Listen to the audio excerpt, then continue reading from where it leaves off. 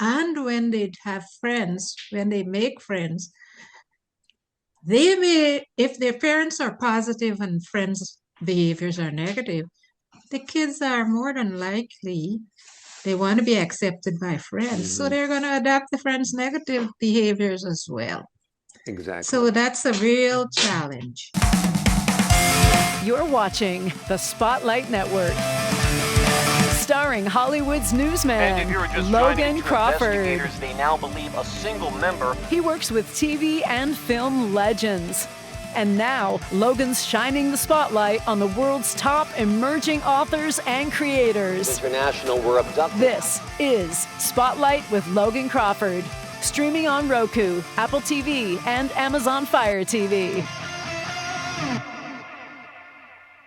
I'm Logan Crawford, and right now on Spotlight, we're talking about parenting with a purpose in a rapidly changing world. The name of the book we're exploring today is called The 4 R's of Parenting, second edition. It is written by a terrific author. Her name is Dr. Carmen E. Bynoe Bovell. She draws on decades of experience to explore how respect, responsibility, reciprocity, and restraint shape strong families and healthy communities. We are also joined today by her son, Marlon Bovell. We're delighted to have these two join us here today on Spotlight. We thank the team at Bookside Press for helping us put them in the spotlight today. And we ask viewers like you to support creators like them by subscribing to our channel and by purchasing their amazing book. The links are below this interview. Dr. Marlon, thank you both so much for joining me here today. You're welcome. I'm happy to be with you, to be interviewed by you. Well, I'm glad to have you on the show. These 4 R's, were they part of your parenting ever since Marlon was knee-high, or is it something that evolved over time? Well, I've worked since I was 16 in Guyana as a teacher.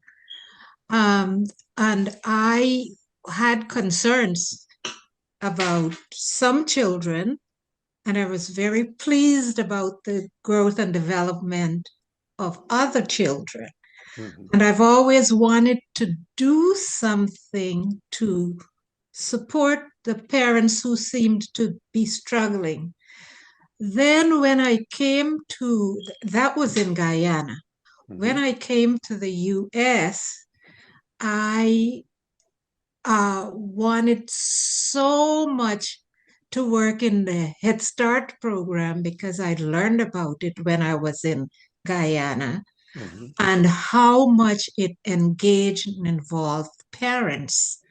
So I finally got a job as a Head Start director in Arlington County, Virginia. And then I went to Fairfax County, Virginia, working in the classrooms and Mhm. working directly with parents because parent involvement, now known as parent engagement, is super, super critical in the Head Start program. Mhm. We have to engage parents. We have to work closely with parents. We have to assist parents in acquiring positive parenting skills. And so that type of experience really got me interested in the 4 R's because I realized that they were key values. Parents need to respect children. Parents' behaviors as parents need to be responsible behaviors towards their kids. Mhm. And reciprocity, they need to do to and with their children the behaviors that they wanted their kids to acquire. Mhm. And then restraint, um, behaviors that they did not want their children to require. Don't do them. Don't Mhm. slap your child when you're angry, because your child, when that child is angry, is going to go slap Yeah. someone. So if you're angry and you want your child to if your child is angry, or when your child is angry and you want your child to say, I'm mad with you Mhm. because, or Exactly. I don't like you doing this to me. I don't like when you say things to me. I'm Exactly. sorry. You want a child or the adult to describe their emotions rather than displaying their emotions because that's how you have a healthy, well-rounded child. Yes, Marlon, let's indeed. get you in on the conversation. Talk to us a little bit about the four R's, and is there one you think is perhaps most essential? Yes, I would say responsibility Hmm. because as a child, my parents, they displayed all four of them to us, and I try to do the same. I like, and like the book describes, res intentional parenting. So to Yeah. be a parent, you have to be intentional. So when I say responsibility, showing up every day as a parent, as a dad with three kids in the house, with both of us working, we had to share those responsibilities. My wife didn't just do one thing and I didn't just do the other. Sometimes we got into a rhythm, but we Mhm. both had to be responsible in order to make a healthy household work. It's Exactly. And it's doctor, this it's book, okay, I'm sorry. I'm sorry, you continue. I'm I sorry, was you going to say, go. doctor, this book is based on real conversations with parents, young adults, Of elders. course. Talk to us a little bit Of about the course. content and the research. Mhm.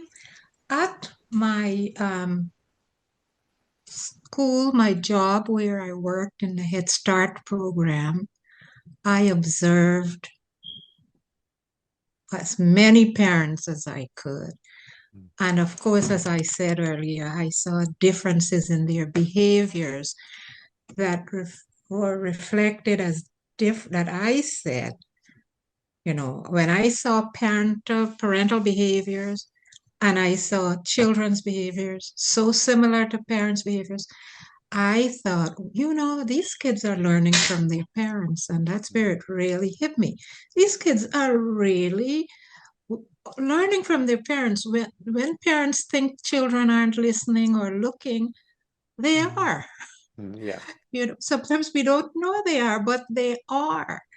Children love to be close to yeah, parents and close with parents. Children like to hear what parents are saying. I mean, Marlon knows that yeah. because as a child, I was close to all of my kids. I talked to them about things that I wanted them to pay attention to in terms of their own behaviors. When I observed them doing certain things, and I would talk to them about that. That's not the right thing to do. Yeah.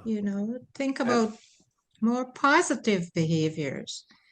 And so my husband and I were very intentional. mhm. We knew children were learning from us. And so we knew that we had to do the kinds of things that we wanted them to reflect in their behaviors. Yeah, absolutely, Yes. absolutely. The powerful words, powerful lessons, and important lessons for parents and children. Mm. Marlon, the book also highlights social emotional development as foundational to children's academic and life success. Talk to us a little bit about that and how you've implemented this in your own family. Oh, that's a difficult, well, it's not difficult, but it's very, very important. That's a great question. So before I became a parent, I had a good friend that said to me, you have to instantaneously be the person that you want your kids to become. Mm, And that Mm. goes back to what my mother was saying about how kids watch us. So socially, the way you behave in front of them will really determine your kids' output something, socially. Things are a lot different now with cell phones. mhm, Parents try to do their best by giving a phone to their child to engage them, but what we're not realizing now is that that can impact them socially because they're mhm, seeing more than they should be seeing as young kids. So we try to, my wife and I, we didn't do that. Um, and we also try to be in front of them, the people we wanted them to be. Because if we were argumentative and yelling and cursing, that would affect them socially. And it would have a great impact when they went into the classroom. When you're at home and you are just in your little close knit household. You think no one is paying attention, but your kids are paying attention. And then when it's Yeah. time for them to go out into the world and go to school, they take those same habits and social development and they portray that in the classroom. So you have to um, try to, as a parent, curtail your behaviors around your kids so that they can be well rounded when they leave out the house. It's not easy sometimes because we're at work and we have a lot going on and a lot of stresses, but you have to try to restrain yourself in order to be a good example in front of your Yeah. kids. Absolutely. You could add another R to it, role model. You need to be a good Yes, role model for your children, no doubt, yes, yes, because yes. they learn their behavior from your behavior. Yeah. Doctor, talk to us a little bit about the new challenges that parents face today. They've changed over the decades. When I was growing up, my mom was home. She didn't work. Mm-hmm, mm-hmm. And first there was a working mom, two parents working in the household. Now there's another element, which is technology and screen time, which can Mm-hmm. be impactful on children. Talk to us a little bit Yeah. about the challenges parents face today. Well, I think one challenge that has continued, excuse me, it existed from since, I guess, the beginning of parenthood, beginning of parenting, is that parents parent one way, and then their children interact with children who may be parented differently. Hmm. And so sometimes, as a parent, you don't want your child to be friendly with some children, but it's so difficult. That's has been a difficult concept for me because my children had friends who, it's like, what do I call them? What do I refer to them as? They weren't children that uh, were intentionally raised. Yeah, Yeah, yeah. I mean, you know, my and mom used to so always say to me, we got to choose our friends with care because we yes, become what they are. of course, Yeah. your children, they become what their parents are, and when they have friends, when they make friends, they may, if their parents are positive and friends' behaviors are negative, the kids are more than likely they want to be accepted by friends, so Hmm. they're going to adapt the friends' negative behaviors as well. So Exactly. that's a real challenge. It's a Yeah. real challenge for parents. If a child has a friend who smokes, that child's more That likely to child, smoke. If that child doesn't has a friend who doesn't do well in school, that child might true. not do well in school. They think it's cool to, goof off Yes, in they school or sure whatever. do. And Children like you, certainly do. yeah, and like you said, the children and their peer group actually has much more impact at certain ages than the mother and father because we're old, we're out of touch, we're out of Yes, date, and all of yes, that indeed. stuff. Marlon, tell us before we go a little bit about your family. You mentioned you have three children. How old are they now? And how the four R's helped you in raising them. Oh, wow. The 4 R's were very impactful for me. My wife and I, we understood at an early age what responsibility was about, how respect would also wear off on your kids, and restraint. I say one thing you probably didn't ask was the most difficult R to implement, and that was restraint. Hmm. Learning to be have restraint with your kids is very, very difficult because sometimes they can push you very far. Yeah. And reciprocity, you, when your kids are younger, they don't really understand what that means. But as they get older, the more you interact with them, they will eventually start to give back to you the same as you gave to them, with love and care. Yeah. But so my kids now are 18, 20, and 29. So we have a big age gap there. And they're adjusting pretty well. You know, they've had their challenges throughout life. And the one thing as a parent that you have to always keep in mind is that your three kids or your children, especially when you have more than one, are different people. Mhm. And you want to treat them the same, but sometimes you have to parent slightly differently Yeah. Differently for for each each kid. child. Yes. And that's something that you learn as you go on.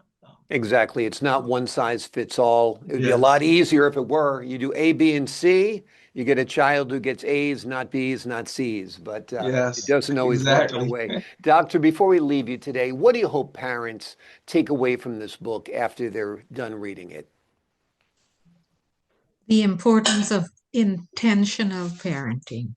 Hmm. You know, Mhm. you have to know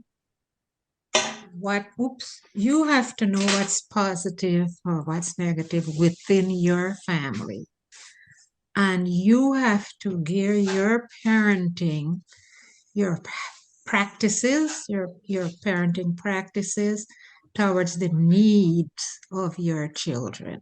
Yeah. What is it that they need to learn? What is it that they need to acquire? And you know, there is no need to be angry and when children misbehave, because that's a part of growing up, and they misbehave because they're not doing things the way you want them to do. Well, let me say, you think they misbehave because they're not doing things the way you want them to do.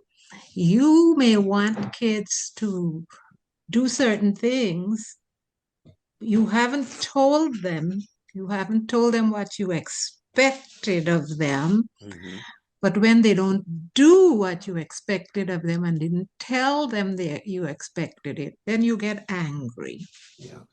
You know, so there's a lot that parents have to learn, and I want them to learn from this book the behaviors, the intentional parenting behaviors that'll be positive for them and positive for their children. So, Absolutely. Absolutely. Intentional parenting is very, very important.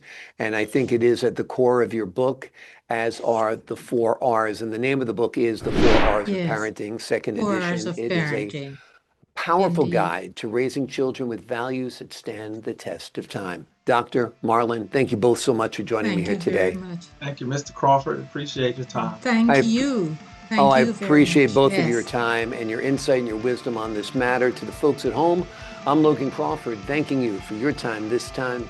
Until next time.